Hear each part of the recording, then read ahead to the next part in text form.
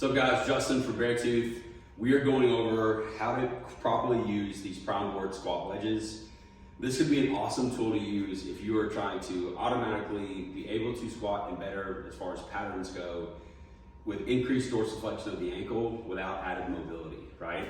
So just right off the bat, if you're someone who struggles with ankle mobility, the squat wedge can be a valuable tool to use right off the bat to help you get into deeper ranges of motion. Today we want to talk about how to use them, when to avoid them, and how to make the most for your workouts. So we've got two different degrees. These things go up all the way to 25 degrees. At Beartooth, we have a 5-degree wedge as well as a 10-degree wedge. Now, when you stand on these, what you want to do, ideally, I like to have a little bit of my foot on the ground so you have some anchor from the ground here versus floating up top. But when you get into your stance, one of the first things that we would like to do when we're teaching a squat pattern, if we have to use these wedges, is just to go from like a goblet style.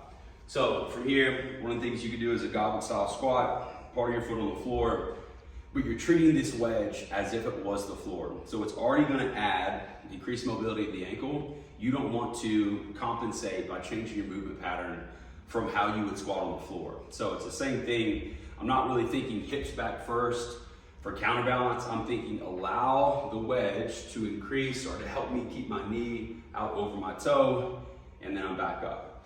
This can be done bilaterally with a squat, barbell on your back, front rack loaded position. This can also be done from a single leg stance. So same thing applies. If I'm up on the wedge and my lead leg is here, and I want to get into deeper flexion of the knee and a deeper range of motion, I can set up just like this, and it's gonna facilitate that, right? So just like I would from the floor, I'm thinking knee is driving out over towards my big toe, and it's gonna help me get a bit deeper.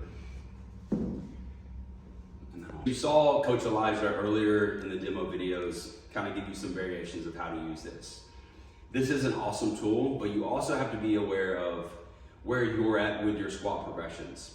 If you're someone who struggles with range of motion, this is a great tool to help you get there. But also know that this is facilitating your knee coming out over your toe, and it's gonna add added stress to the quad and ultimately to your knee. So if you're someone who has not been squatting for a while, split stance, regular stance, whatever it is, this can provide great benefits in getting you into full range, but at the same time, if you haven't put that kind of stress on your quad or your knee lately, it is going to add an increased level of soreness. You just want to be careful on how you're using these.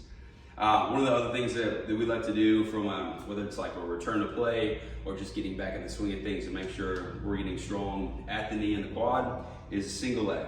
So this would be a basic progression. You're just thinking patterning. I'm taking my knee out over my toe, light tap of the heel. The increase or the further degree of the wedge, the more difficult and the more stress you're going to add to the knee. Okay. Hopefully this gives you some idea of what we can use these wedges for, but also when to be careful. We'll see you next time.